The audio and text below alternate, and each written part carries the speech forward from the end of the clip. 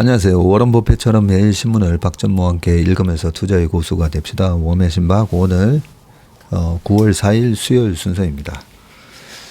자, 주식시장이 안 좋아서 마음도 약간 좀 무겁습니다. 저희라고 해서 저희가 고객 자금이 이제 2천억이 넘다 보니까 아무리 또 시장이 이번에 변동성장이고 한다고 해도 그렇게 또 주식을 또 잽싸게 다 팔고 또 이러기가 좀 힘든 면도 있거든요. 그래서 아무래도 주식이 아직까지도 어느 정도 포지션이 좀 많다 보니까 저희는 괜찮은데 저는 솔직히 걱정이 하나도 되지는 않는데, 왜냐면 이 주식의 가장 기본 원칙은요, 핵심 우량 자산을 싸게 사는 거, 그죠? 싸게 사는 건데, 이 변동성 왔다 갔다 하는 구간에서, 이 변동성 매매, 이 트레이딩까지 잘 해주면 좋은데, 그러지 못했을 때 이렇게 떨어지잖아요.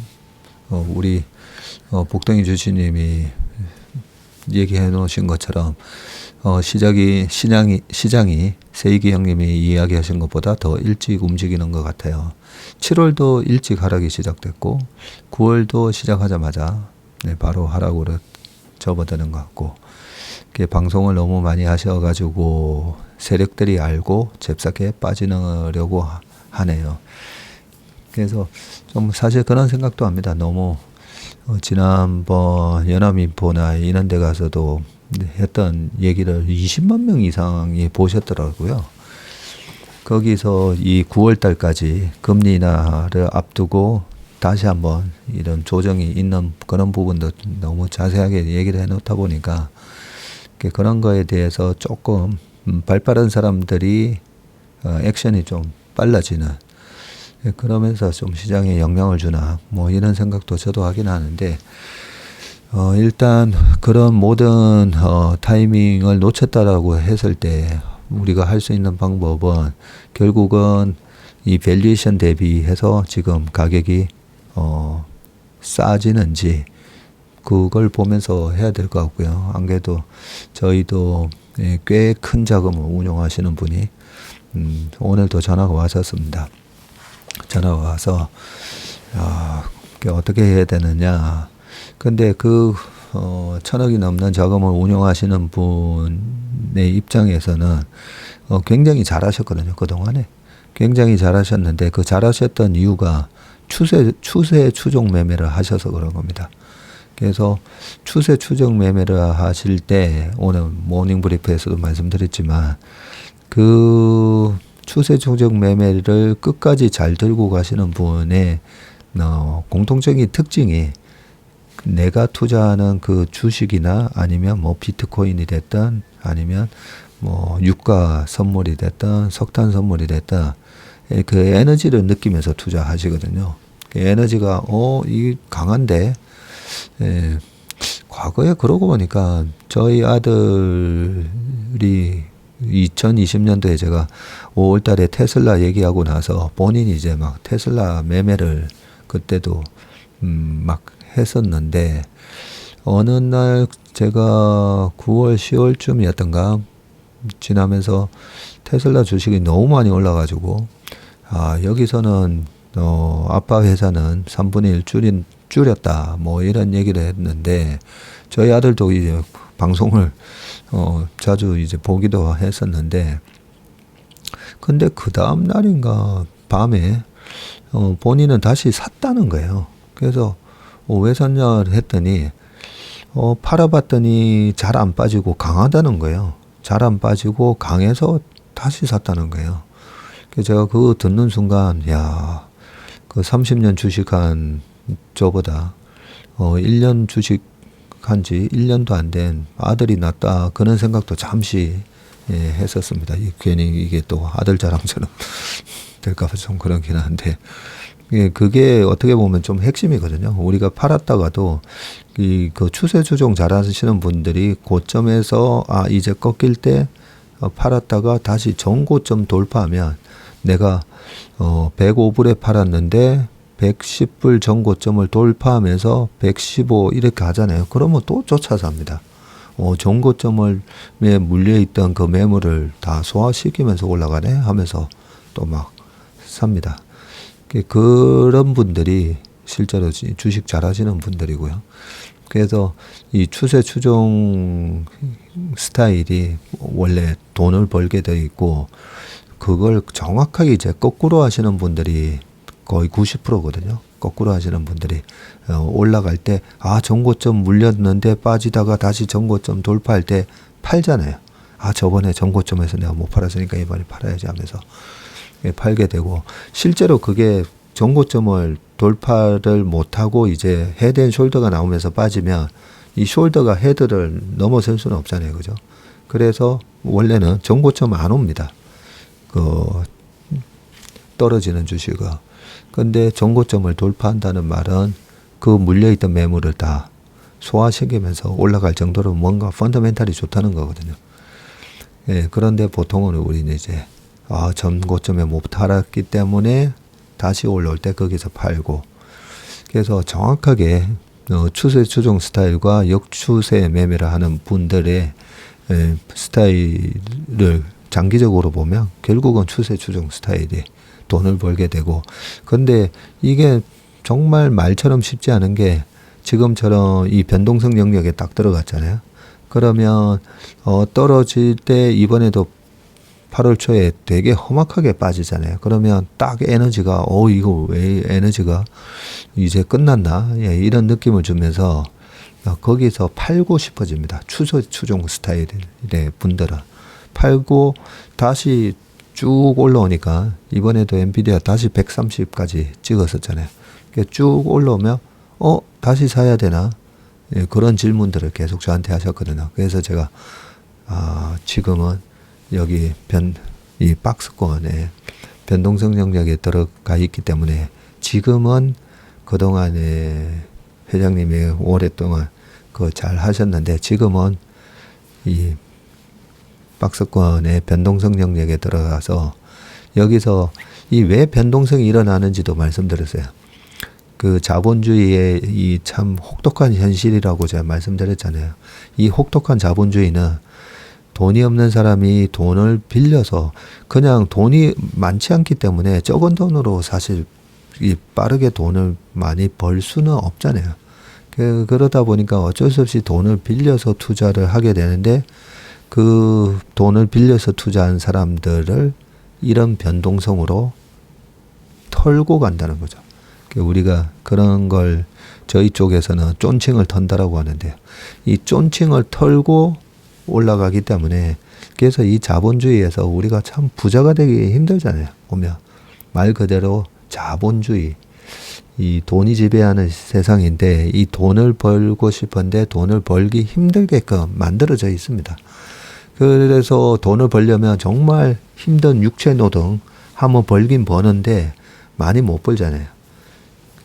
그런데 주식으로 쉽게 벌 수 있다. 절대 주식으로 쉽게 못 벌게 만들어져 있습니다. 만들어져 있기 때문에 그 회장님한테도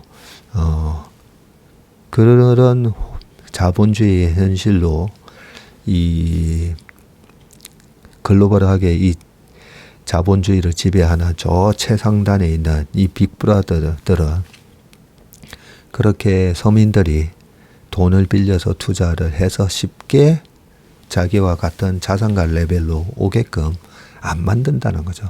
그러면서 여기서 막 흔들면서 털고 가고, 그걸 저는 이제 알기 때문에 이렇게 막 변동성으로 막 너 떨어져 나가 하면서 이 터는 거에 그냥 액션 안 하고 가만히 있으면 되거든요.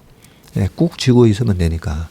그런데 여러 가지 이제 뭐 경기 침체, 보통 이제 다 이 경기가 혹독한 경기 침체 온다, 여기 두려움을 갖게 만들고 뭐 여러 가지 이유들 많습니다. 코로나 바이러스 때는 뭐 바이러스 때문에 그렇다, 뭐 때문에 그렇다, 여러 가지로 무섭게 만들어서 결국은 또 설사 레버리지를 쓰지 않았더라도 두려움에 털게 만듭니다. 그 핵심 우량 자산을 설사 핵심 우량 자산을 잘 샀다고 하더라도 이렇게 털고 올라가고. 그래서 우리가 지나고 보면 30년, 40년 우리 부모님 세대에 그런 핵심 우량 자산을 투자했냐 안 했냐에 따라서 크게 나뉘잖아요. 보면 우리 부모님이 돈을 아주 많이 버는 그런 물론 전문직에 계시면 어느 정도 중산층으로 올라가는 경우가 많지만 결국은 좀 자산가가 됐냐 안 되냐에 따라서 좀 많이 갈리잖아요. 그죠?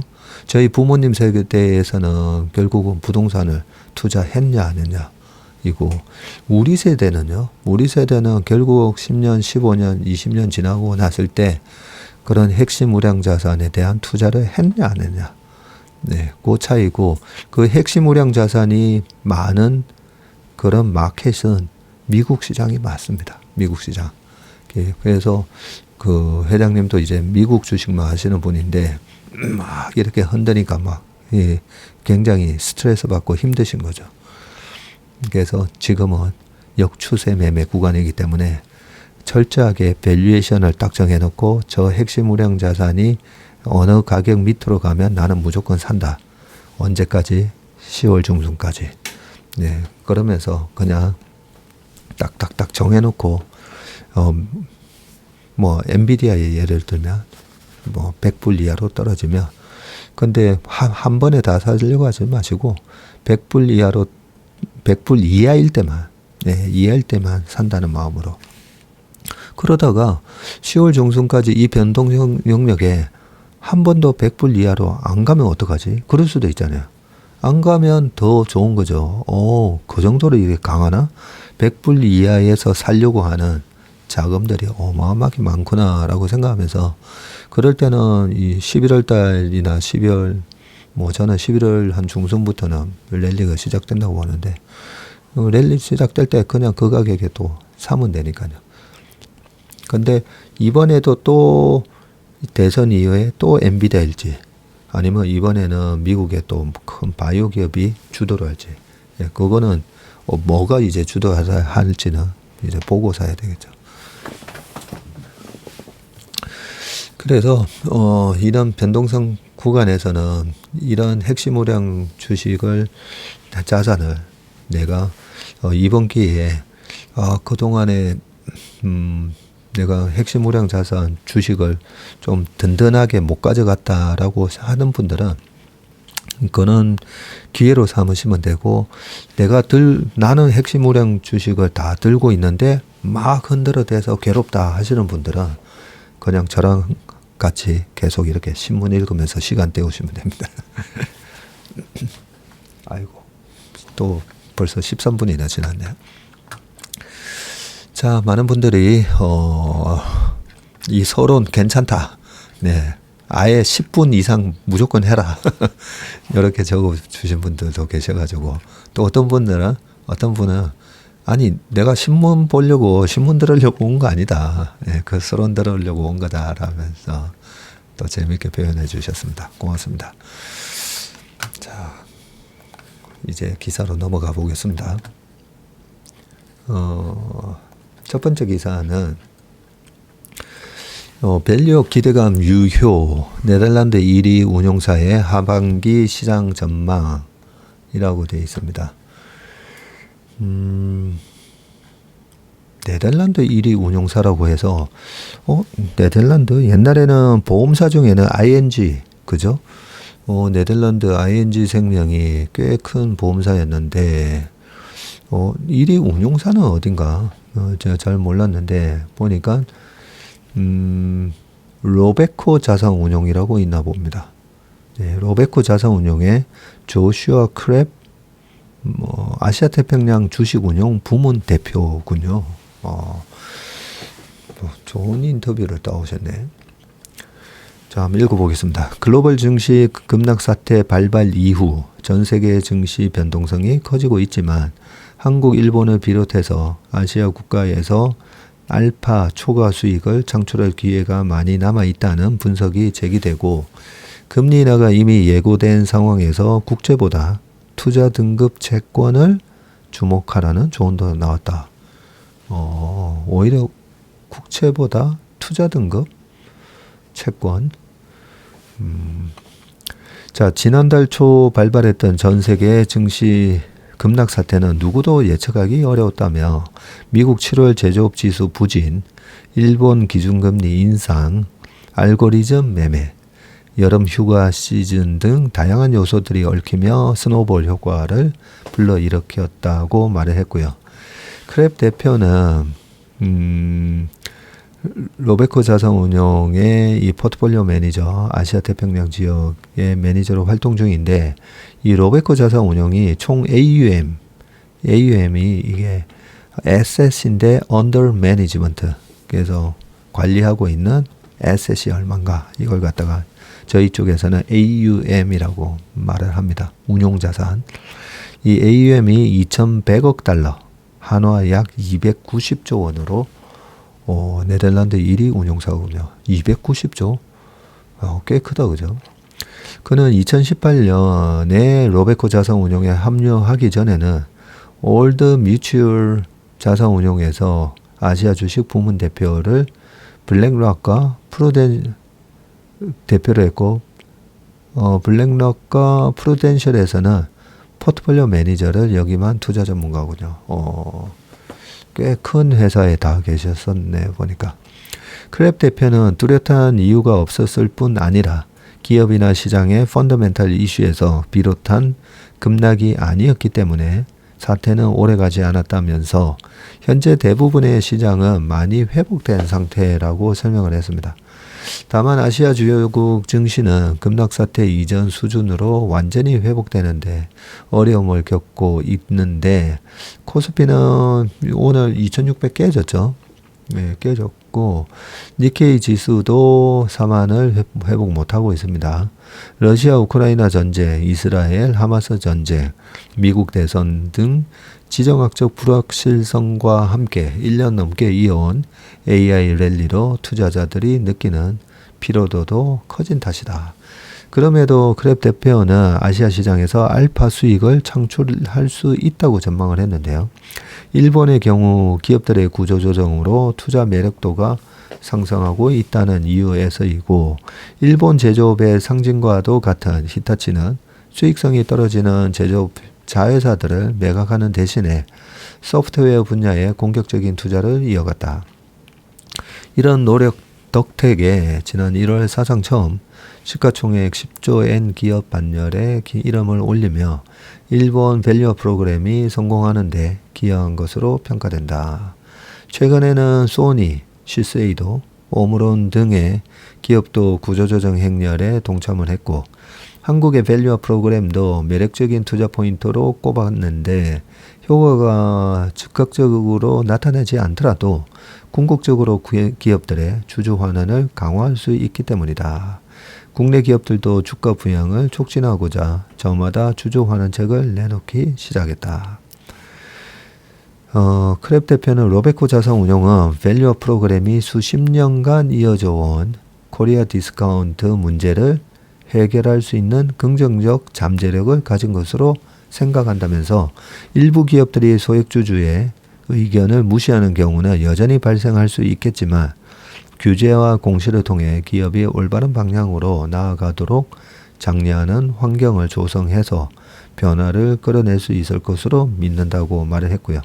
이외에도 인도네시아, 베트남 등 내수 소비 비중이 커지고 있는 국가들도 주목할 필요가 있다고 조언했습니다. 채권 투자에 있어서는 국채나 하이힐드 채권보다 우량 기업이 발행한 투자 등급 채권, 여기 나오네요. 국채는 완전히 안전한 자산이고, 그죠? 채권이고, 그 다음에 하이힐드 채권은 말 그대로 투기 등급 약간. 네.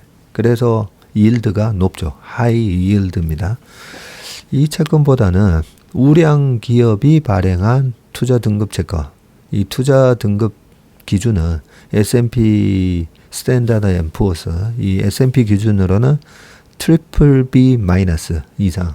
좀 우리나라 채권 매니저들도 다 이렇게 투자 등급은 보통 그런 게 약관이나 이런 데 적혀 있는 경우도 많습니다. 저희는 이제 뭐 주식을 할 때 어떤 기준으로 주식을 합니다. 어떤 기업은 사지 않습니다. 뭐 3년 연속 적자 기업은 하지 않습니다. 이렇게 기준을 하는 것처럼 채권도요. 이렇게 트리플 B 마이너스 이상 채권만 합니다. 라고 하는데 이게 보통 투자 등급 채권의 기준이 트리플 B 마이너스다라고 기억하시면 됩니다. 네, 국채 수익률과 국채 가격은 반대로 움직이는데 미국채의 경우 이미 금리 인하에 대한 예측이 선반영된 만큼 국채 수익률이 현재 수준보다 더 떨어지기 어렵다는 이유에서이고요. 또한 그렇죠. 많이 선반영됐죠. 지금 우리나라도 정책금리는 3.5지만 3% 이번에 좀 깨졌잖아요. 그죠? 미국도 여전히 지금 5.5인데 아직 금리 인하 하지도 않았는데 지금 4% 깨졌습니다. 3.8, 3.9 이러고 있습니다. 아마 금리 3번 인하를 하면 25, 25, 25 하면 0.75가 빠지는 거니까 그러면 5.5니까 한 4.75.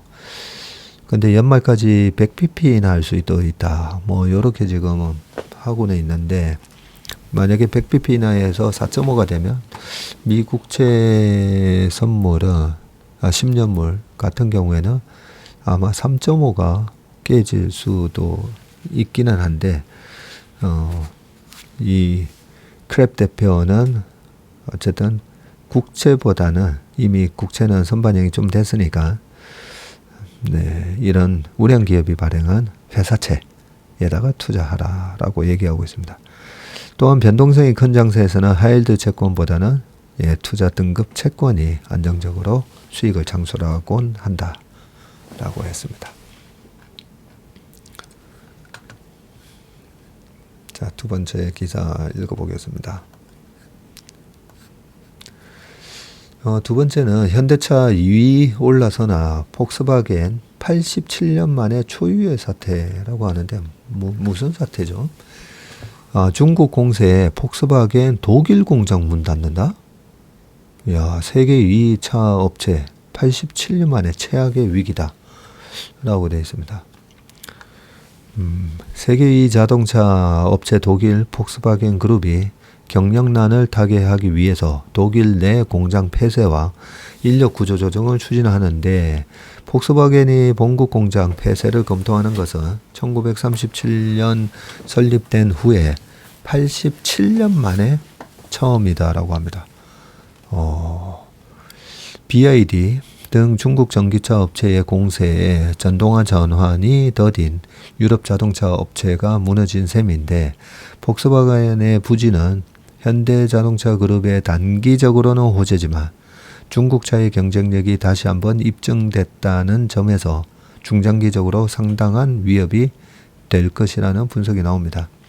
올리브 블룸의 폭스바겐 CEO는 현지 시간 성명을 통해서 자동차 산업이 매우 어렵고 심각한 상황에 있다면서 폭스바겐은 포괄적인 구조조정을 거쳐야 하고 공장 폐쇄도 이제는 배제할 수 없다고 밝혔고요. 그는 독일 공장의 경쟁력 저하와 함께 경쟁자들의 유럽 진입을 이유로 들었습니다. 폭스바겐은 볼프스부르크, 브라운슈바이크, 짤츠기터 등 독일의 10개 공장을 운영하고 있는데 완성차 공장과 부품 공장을 각각 1개 이상 폐쇄하는 방안을 검토 중이네요. 야, 1994년부터 유지해온 고용 안정 협약을 종료하겠다면서 인력 구조조정도 예고했고요. 독일 매체 슈피겔은 구조조정 인력이 2만 명에 달할 것으로 추정을 했습니다. 업계에서는 전기차 캐즘, 대중화전, 일시적 수요 둔화, 이 캐즘과 중국 전기차 업체의 침투가 폭스바겐을 벼랑 끝으로 내몬 것으로 분석하고 있는데, 올해 1월에서 7월 유럽 전기차 등록 대수는 109만 대로 1년 전보다 0.6% 증가하는 데 그쳐서나 같은 기간 중국 전기차 등록 대수 8만 대는 21%나 늘었기 때문이다. 자동차 업계는 글로벌 3위인 현대차 그룹이 반사 이익을 누릴 것으로 보고 있는데 다양한 전기차 모델과 하이브리드 카를 거느린 만큼 폭스바겐 수요를 일부 가져올 수 있기 때문이다. 일각에서는 중국 전기차 업체의 글로벌 시장 공략이 본격화했다는 점에서 현대차에도 상당한 위협이 될 것이라는 우려가 나온다.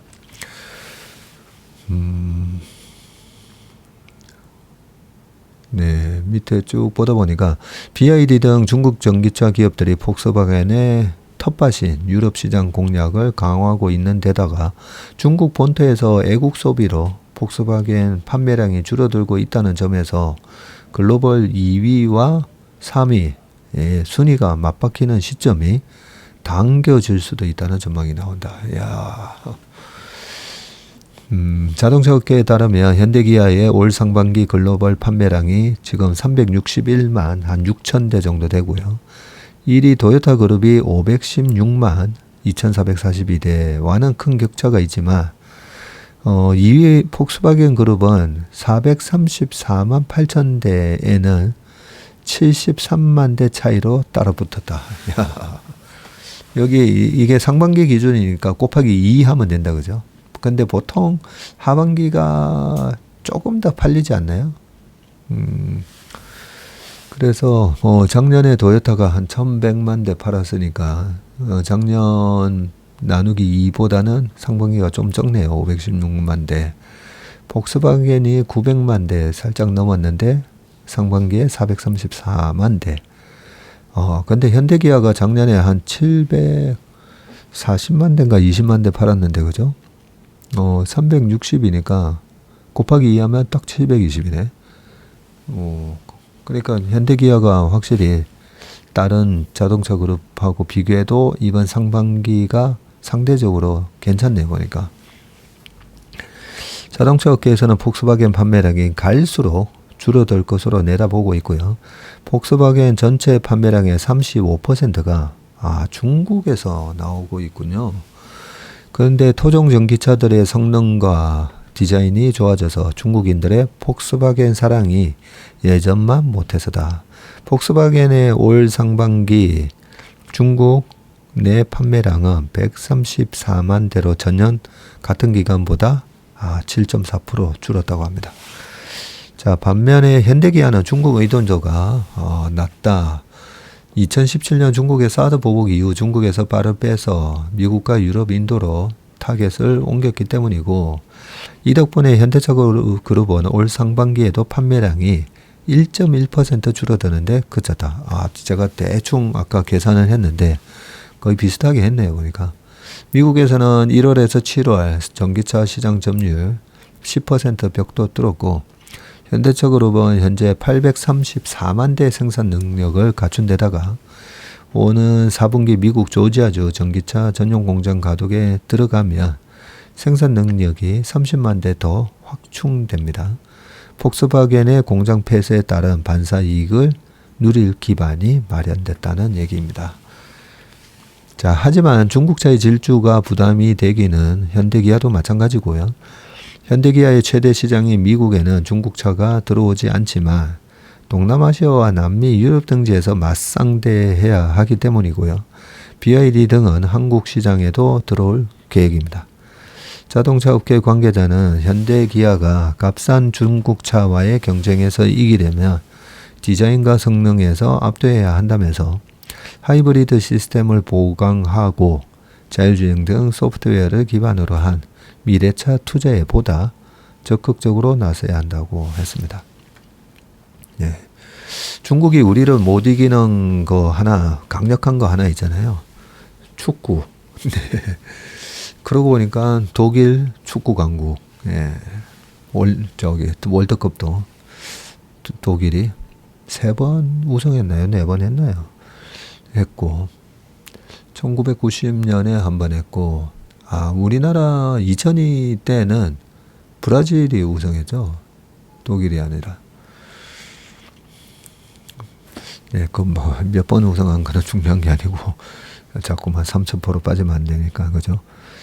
아무튼 일본 우리가 일본한테는 또 상대적으로 강하긴 해도 피파 랭킹도 그렇고 일본이 전체적으로 이 축구 인구 시스템화된 뭐 축구 일본만의 또 축구 스타일이 있긴 한데 축구도 일본이 좀 우리보다는 일단 랭킹은 높습니다. 그래서 중국차의 질주가 중국 축구처럼 좀 됐으면 하는 바람입니다. 뭐 슈퍼 리그 해가지고 뭐 어마어마하게 해놨잖아요. 근데 사실은 축구 퀄리티는 좀 떨어지는. 네, 중국의 자동차가 좀 딱 그 정도 중국 축구 수준에 좀 머물러 있으면 참 좋겠다라는 생각을 합니다. 네, 그 다음에 빅테크도 줄 섰다. ESSD 붐 타고 낸드 시장 1,000억 불 돌파라고 돼 있는데 마이크로소프트가 운영하는 전 세계 데이터 센터에는 이 하드디스크 드라이브 수천만 대가 들어가고요. 이 HDD는 1956년 개발된 보조 기억 장치로 사진, 문서, 동영상 등 각종 데이터를 저장하는 역할을 합니다. 구글, 메타, 아마존 등 다른 빅테크까지 합하면 최소 수억 대의 HDD가 데이터 센터에 들어가 있습니다. AI 시대에 데이터 처리량이 폭증하면서 HDD 최대 수요처인 데이터 센터에서 격변이 지금 일어나고 있는데 기업들이 HDD보다 정보 처리 속도가 빠르고 전력을 덜 소모하면서 발열도 적은 이 솔리드 스테이트 드라이브 SSD 우리도 뭐 SSD 이거 많이 쓰죠. USB로도 자, 이에 힘입어서 이 SSD 기반이 되는 낸드 플래시 메모리 시장도 호황 국면에 들어섰다. 글로벌 낸드 플래시 시장은 내년에 처음으로 이 1,000억 달러를 돌파할 것으로 관측된다고 합니다. 지난해 390억 달러이던 시장 규모는 올해 770억 달러로 2배나 커지고요. 내년에는 사상 최대인 1,030억 달러를 기록할 것이라는 전망이 제기되고 있습니다. 작년에 이 낸드에서 어마어마한 적자 때문에 가격이 폭락하는 바람에 낸드 요 시장 규모가 작년에 390억 달러밖에 안 했었네요. 근데 올해 가격도 좀 회복되고 하면서 물량도 늘어나고 770억 달러 그리고 내년에는 1,030억 달러. 네, 근데 이 낸드 만드는 회사가 한 5개 다 보니까 저만큼 커지는 만큼 그 매출이 늘어난다고 보면 되죠. 낸드 플래시는 전원이 꺼져도 데이터를 계속 저장할 수 있는 장치이고요. 빠른 정보 처리에 쓰이는 D램과 함께 메모리 반도체 시장의 양대 제품으로 꼽힙니다. 스마트폰, 태블릿 등 모바일 기기에 들어가는 필수 반도체이지만 여러 업체가 뛰어든 탓에 돈을 벌기 어려운 계륵 같은 사업으로도 불립니다. 이 미운 오리 새끼였던 낸드 플래시 시장을 100조로 바꾼 건 데이터 센터에 들어가는 이 기업용 SSD 앞에다가 이 엔터프라이즈 붙여가지고요. 이 SSD라고 불립니다. 낸드 플래시를 기반으로 만들어지는 이 SSD는 HDD 대비해서 부피, 속도, 용량 등 모든 면에서 낮고요. 발열과 전력 소모가 적어서 데이터 센터 운영 비용을 절감할 수 있는 것도 강점입니다. 솔리다임에 따르면 이 SSD를 사용하며 에너지 비용을 HDD 대비해서 5년간 5분의 1, 총 비용은 46% 줄일 수 있는데 크기가 작아서 SSD 한 개로 HDD 5개 몫을 한다고 하네요. 옴디아에 따르면 ESSD 시장은 올해 116억 달러에서 2027년에 198억 달러까지 커질 것으로 보이는데 ESSD로의 교체를 가로막은 최대 요인이 HDD보다 높은 가격이었는데 최근 들어서는 운영 비용까지 고려할 때 이 HDD보다 오히려 비용이 적게 든다는 점이 부각되고 있군요. ESSD는 삼성전자와 SK하이닉스가 세계 1, 2위를 차지하는 분야입니다. 지난해 4분기 기준으로 삼성전자가 45%, 하이닉스가 32%, 합치면 77이다, 그죠? 거기다가 마이크론이 10%, 합치면 87%. 22년까지 삼성과 인텔의 양강 구도였으나 하이닉스가 고용량 ESSD에 특화한 인텔의 이 낸드 사업부, 현재 솔리다임입니다. 이 사업부를 2020년 10월에 인수하면서 2위로 둬야겠고, 이런 거 보면 인텔 팻 겔싱어인가요? 그 CEO가 저는 왜 안 잘리고 있는지 모르겠어요. 굉장히 인텔을 계속 회사를 망치고 있는데, 반도체 업계는 대용량 쿼드러플 레벨 셀, 이 QLC라고 하는 기반의 ESSD에 주목을 하고 있고요. QLC는 낸드 기본 저장 단위인 셀에 4비트를 저장해서 데이터 저장량을 대폭 늘린 제품입니다. 기존의 트리플 레벨 셀인 TLC에는 셀당 3비트가 저장이 되는데, 이거는 QLC는 4비트가 저장이 되군요. 구글, 메타, 아마존 등 글로벌 빅테크가 앞다퉈 찾는 것도 QLC ESSD라고 합니다. 네. SK하이닉스는 고용량 64TB 제품을 앞세워서 빅테크 고객사를 다수 확보해 나가고 있는데, 이에 대응해서 전자는 업계 최고 용량인 ESSD인 128TB 모델 BM1743을 오는 11월 선보일 계획이군요. 업계에서는 내년 1분기로 예정된 SK하이닉스의 128TB 출시 시점이 앞당겨질 수 있다는 전망이 나오고 있습니다. 온디바이스 AI도 낸드 플래시 부활을 이끄는 핵심 동력으로 꼽히고요. 퀄컴, 미디어텍 등 글로벌 팹리스 업체는 PC, 스마트폰에 적용되는 이 온디바이스 AI 칩 신제품을 앞다퉈 선보이고 있습니다. 정보기술 IT 기기에 AI 기능이 들어가며 256GB 이상 고용량 낸드 수요도 늘어날 것으로 전망이 됩니다. 요 SSD 쪽 저장장치 쪽이 계속 이렇게 발전하면서 우리 PC나 이런데 뭐 웬만한 사진하고 동영상 막 이래 저장해도, 그죠?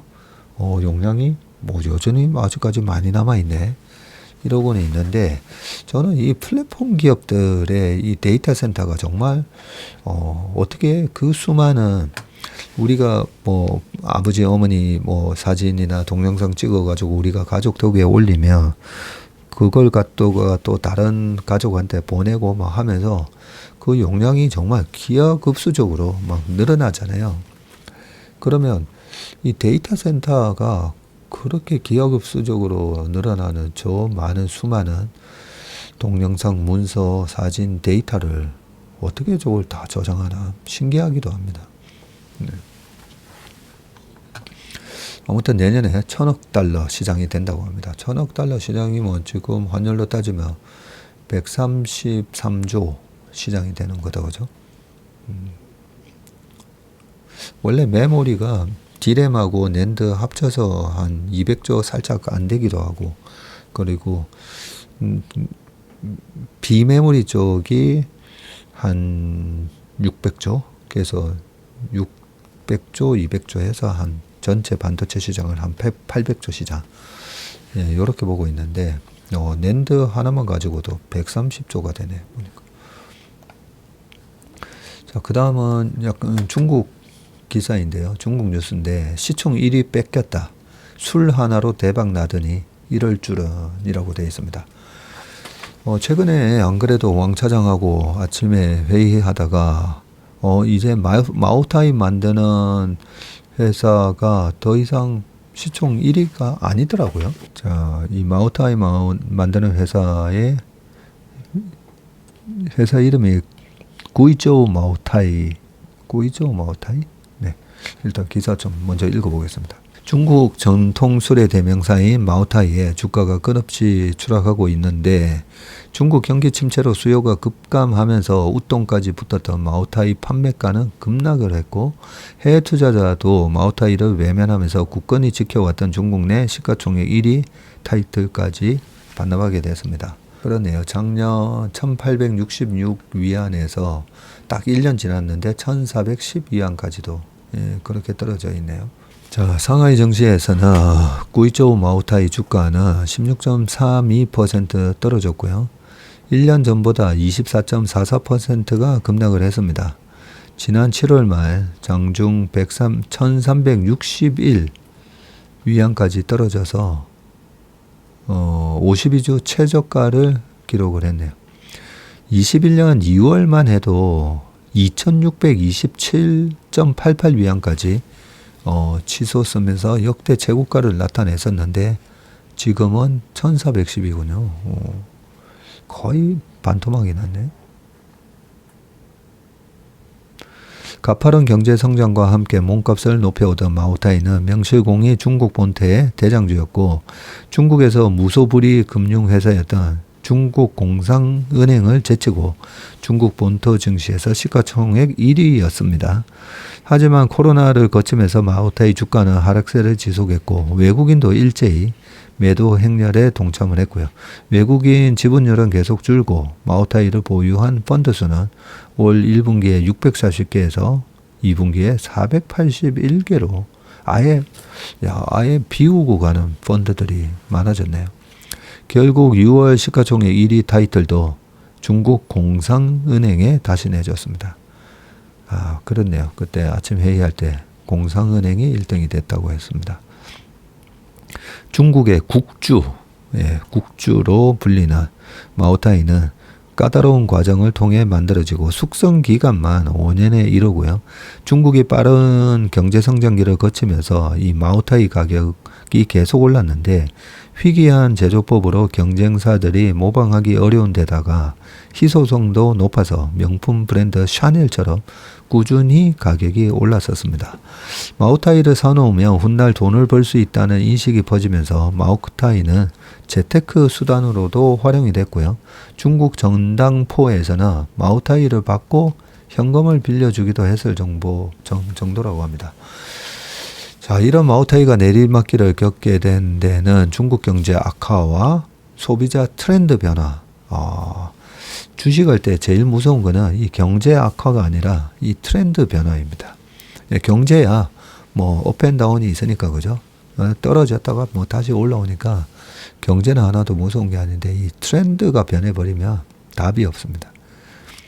중국 경제가 둔화하자 소비자 지갑은 얇아지기 시작했고 초고급 주류의 수요에도 악영향을 미치게 됐는데 개인 수요가 위축된 것뿐만 아니라 마오타이가 자주 소비되는 정치, 사회적 모임이 급격하게 줄면서 오히려 공급이 남아도는 현상이 벌어졌고 마오타이는 중국 주식시장의 대표주라는 것 외에도 중국 경기 동향의 바로미터로 여겨져 왔는데 마오타이 가격이 떨어진다는 것은 중국의 소비 회복이 아직 멀었다는 의미라고 블룸버그가 진단했습니다. 중국 젊은 층의 주류 트렌드 변화도 마오타이 인기가 사그라드는 한 요인인데 마오타이는 알코올 도수가 53도에 달합니다. 젊은 층은 마오타이 같은 독주보다 15도 이하 맥주나 와인을 선호하는 모습이고 수요가 급격하게 움츠러들면서 제품 가격을 계속 올리는 방식으로 소비자를 유인하는 기존 마오타이 마케팅은 효과를 잃었다. 올 상반기 중국의 주류업계 판매 실적을 살펴보면 500위안 이하 저가 주류가 상위권을 차지했다고 합니다. 마오타이도 다양한 변화를 시도하고 있는데 마오타이는 최근 루이싱 커피와 손잡고 커피와 술을 합한 마오타이 라떼를 내놨고요. 초콜릿 브랜드 도버와 협업을 해서 마오타이 주신 초콜릿도 선보였다고 합니다. 수익을 다각화하고 자회사를 통해서 반도체 기업 등의 투자 규모를 늘리고 있다. 그러니까 어떤 초콜릿은 보면 안에 이 술이 들어가 있는 초콜릿도 있었잖아요. 약간 그런 거를 만들고 이러면서 여러 가지 변화를 시도하고 있다고 하는데, 그러고 보니까 중국도 여전히 뭐 아주 고령화가 상당히 빠르게 진행되는 나라이긴 한데, 우리나라 젊은 층도 그렇고, 옛날에는 중국집 가면 뭐 빼갈 한잔 할래? 이러잖아요. 근데 요즘 MZ세대에서 뭐 빼갈 한잔 할래? 네, 그런 거는 우리도 없는 것 같기도 합니다. 제가 술을 잘 안 하다 보니까 제가 잘못 생각하는 걸 수도 있습니다. 네. 저는 비주류파라 가지고요. 자, 그 다음 기사입니다. 누가 되든 무조건 돈 번다. 벌써부터 들썩이는 투자처. 누가 되든 딱 이 말에서 미국 대통령을 얘기하구나 라는 생각이 들었는데, 글로벌 ETF 트렌드, 대통령 누가 되든 오른다. 들뜬 미 제조업 ETF. 네. 이 대통령 누가 되든 오른다는 제가 계속 주장하는 거랑 똑같다, 그죠? 뭐 연말 연초 이 하드랜딩 조심하라 이런 얘기도 있긴 하지만, 저는 누가 되든 주가는 또 오른다라고 생각하고 있으니까요. 뭐 치열한 접전을 벌이고 있고, 양당은 인플레이션, 이민 문제, 국가안보 등 여러 쟁점에서 상반된 공약을 내놓고 있지만, 제조업 투자 부문에서는 같은 방향에 서 있군요. 이번 대선에서 누가 승기를 잡든지 제조업 부흥 정책을 내놓을 것이라는 분석이다. 어제 주가 빠진 것도, 오늘 이래 빠지는 것도 뭐 제조업 지수, 그 글로벌 S&P 제조업 지수가 좀 안 좋게 나오면서, 그죠? 또 주가 빠지는데,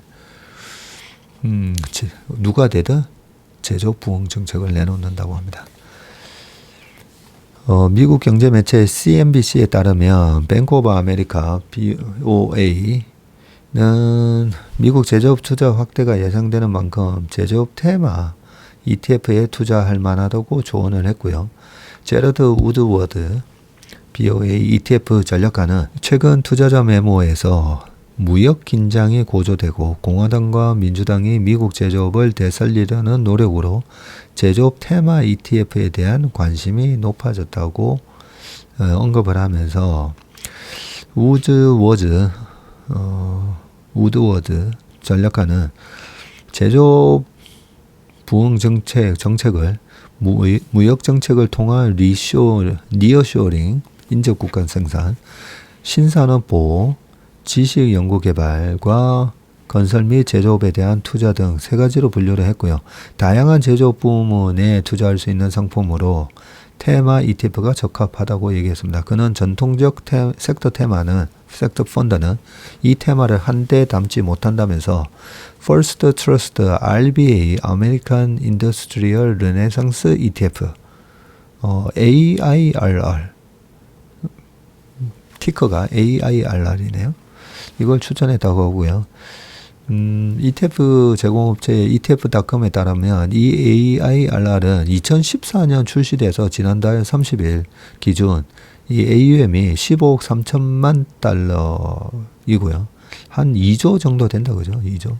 지난 10년간 S&P 500 지수 상승률을 웃도는 수익률을 기록을 했군요. AIRR은 상장일로부터 현재 274.8% 급등했지만 같은 기간 S&P 500은 201.6%. 좋은 ETF 하나 알았다, 그죠? 해당 ETF의 주요 편입 종목은 도로 및 인프라 건설업체인 그래닛 건설이 3.4%, 파이프 제조업체 뮬러 인더스트리, 그리고 군수 조선업체 헌팅턴 잉글스 인더스트리 한 3%씩 이렇게 담고 있군요. 전체 펀드에서 비중 4% 이상을 차지하는 종목이 없어서 투자 범위가 넓고 다양하다는 특징이 있군요. BOA가 선정한 또 다른 유망 제조업 ETF는 글로벌 X US 인프라 개발 ETF PAV입니다. PAV.